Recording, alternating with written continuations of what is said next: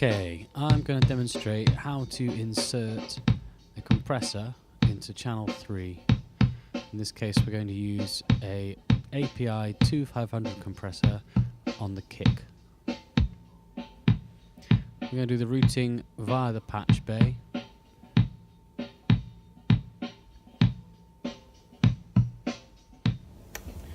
First things first, we need to activate the insert on the tape, which is the button under the tape bit. And here you can see it's tape insert send number 3 because we're doing it to channel 3. So we're out of there and then we're going in to the API input. And then out of the API output, back into number 3 of the tape insert return. And now we can see it on the compressor and you can actually hear the difference as well.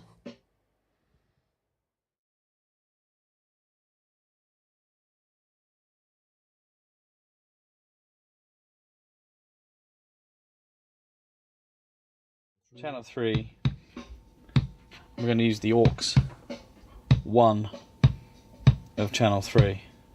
Yep. And then we're going to turn up aux 1 master.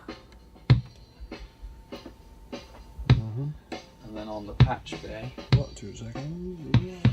we're going to come out of shiny. the 1 of the aux send Send, yeah.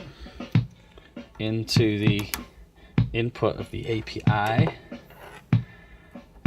out of the API, and we're going to go into channel line input number 10, which will come up on our channel 10. We have to select line because it's coming from the patch bay. And there it is coming in. 10, so it sends it to our door. And turn this up here. Short fader, yeah. Short fader.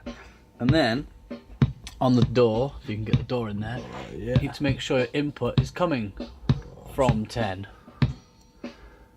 Yeah. And when you arm it, you should see it bouncing up and down on here. And if we press record, we're now tracking the compressed kick drum back into Logic.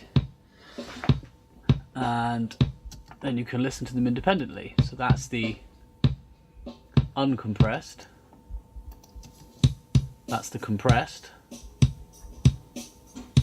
and that's both together. And then with the whole track.